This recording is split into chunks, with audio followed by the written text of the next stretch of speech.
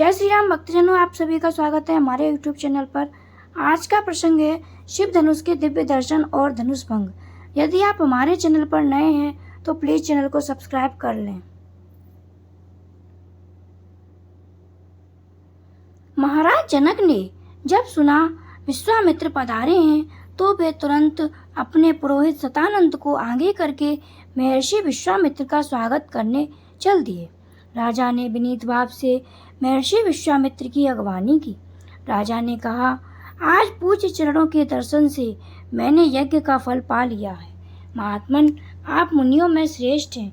आपने मेरे यज्ञ मंडप में पदार्पण किया, इससे मैं धन्य हो गया। मुनिवर, विश्वामित्र से ऐसा कहकर राजा जनक ने पुनः कहा, देवताओं के समान पराक्रमी और सुंदर ये दोनों वीर राजकुमार जो हाथी के समान मंद गति से चलते हैं, जो देवलोक से पृथ्वी पर उतरकर आए हुए दो देवताओं के समान जान पड़ते हैं, किसके पुत्र हैं, कैसे और किस उद्देश्य से यहाँ पधारे हैं। ये दोनों एक दूसरे से बहुत मिलते जुलते हैं। इनके शरीर की ऊंचाई, संकेत, चेष्टाएं सब एक जैसी ही हैं। मैं इन दोनों वीरों का परिचय जानना चाहता हूँ। महात्मा जनक का यह प्रश्न सुनकर विश्वामित्र जी ने कहा, राजन, ये दोनों महाराज दशरथ के पुत्र हैं। इसके बाद उन्होंने उन दोनों के सिद्धाश्रम में निवास, राक्षसों के वध, बिना किसी घबराहट के मिथिला तक आगमन, विशालपुरी के दर्शन, अहल्या के उद्धार, महर्षि गौतम के साक्षात्कार आदि का विस्तार पूर्वक वर्णन किया। अंत में बताया कि यह आपके यहाँ रखे हुए धनुष के संबंध में कुछ जानने की इच्छा से यहाँ तक आए हैं। महर्षि विश्वामित्र जी की यह बात सुनकर महातेजस्वी सतानंद जी के शरीर में रोमांच हो आया। वे गौतम मुनि के ज्येष्ठ पुत्र थे। उन दोनों राजकुमारों को बैठे देख सतानंद ने मुनि विश्वामित्र जी से पूछा, मुनिवर, मेरी माता अहल्या बहुत वर्षों से तपस्या कर रही थीं। क्या आपने राजकुमार श्री राम को उनका दर्शन कराया? श्री रामचंद्र जी के दर्शन आदि के प्रभाव से मेरी माता शाप मुक्त हो पिताजी से जा मिली। सतानंद का यह प्रश्न सुनकर महामुनि विश्वामित्र ने इस प्रकार उत्तर दिया, मुनि श्रेष्ठ, मेरा जो कर्तव्य था उसे मैंने पूरा कर दिया। महर्षि गौतम को उनकी पत्नी अहल्या पवित्र रूप में मिल गई हैं। विश्वामित्र की यह बात सुनकर सतानंद जी बहुत प्रसन्न हुए। राजा जनक जी ने पुनः विश्वामित्र जी से इस प्रकार कहा, मुनि श्रेष्ठ, संध्या का समय हो गया है। कल प्रातःकाल फिर मुझे दर्शन दें। इस समय मुझे जाने की आज्ञा प्रदान करें। ऐसा कहकर राजा जनक ने मुनिवर विश्वामित्र की परिक्रमा की, फिर वहां से चले गए। विश्वामित्र भी श्री राम लक्ष्मण के साथ अपने विश्राम स्थान पर चले गए। दूसरे दिन प्रातःकाल हो जाने पर धर्मात्मा राजा जनक ने श्री राम लक्ष्मण सहित विश्वामित्र मुनि को बुलाया और उनका पूजन कर इस प्रकार कहा, भगवान, आपका स्वागत है। आप मुझे आज्ञा दीजिए, मैं आपकी क्या सेवा करूं? महात्मा जनक के ऐसा कहने पर मुनिवर विश्वामित्र ने उनसे इस प्रकार कहा, महाराज, राजा दशरथ के यह दोनों क्षत्रिय पुत्र वीर हैं और आपके यहाँ जो श्रेष्ठ धनुष रखा है उसे देखने की इच्छा रखते हैं। वह धनुष इन्हें दिखा दीजिए, इससे इनकी इच्छा पूरी हो जाएगी। फिर ये दोनों राजकुमार उस धनुष के दर्शन मात्र से संतुष्ट होकर अपनी राजधानी को लौट जाएंगे।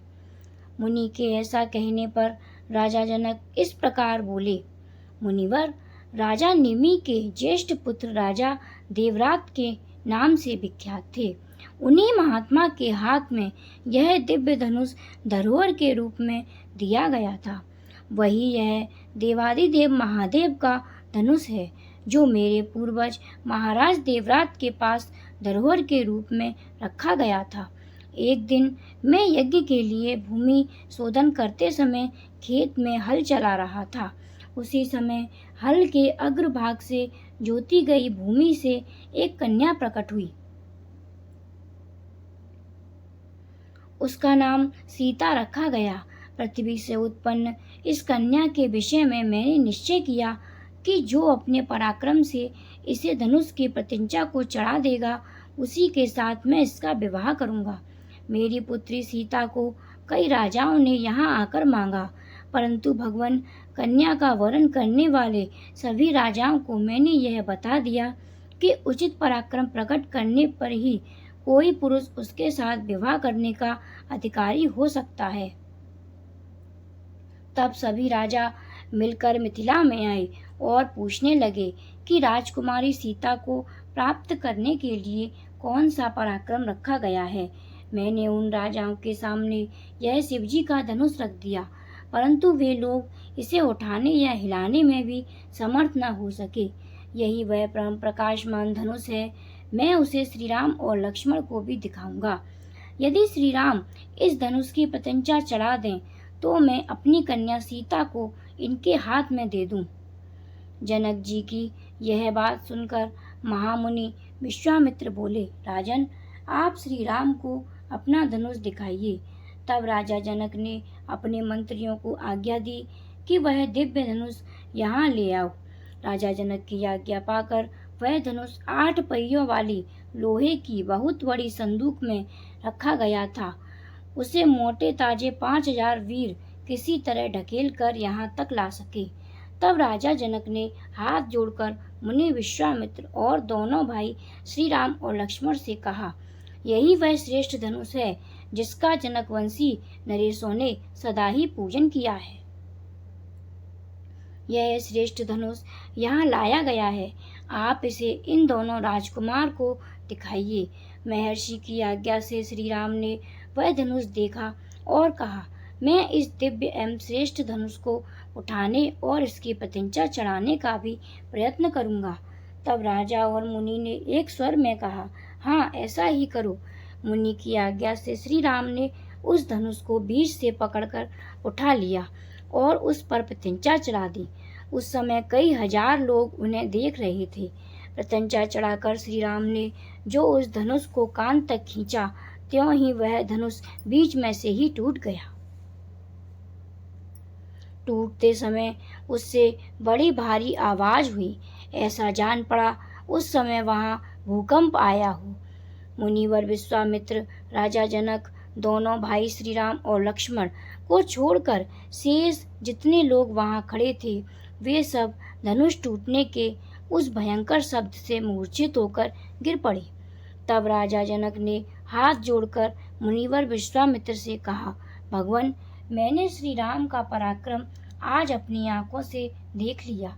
सीता मेरे लिए प्राणों से भी बढ़कर है। अपनी पुत्री सीता का मैं श्री राम को समर्पित करूंगा। यदि आपको हमारी वीडियो अच्छी लगी हो तो ऐसे ही वीडियो देखने के लिए हमारे चैनल को सब्सक्राइब कर लें और वीडियो को लाइक करें तथा बेल बटन दबाना ना भूलें।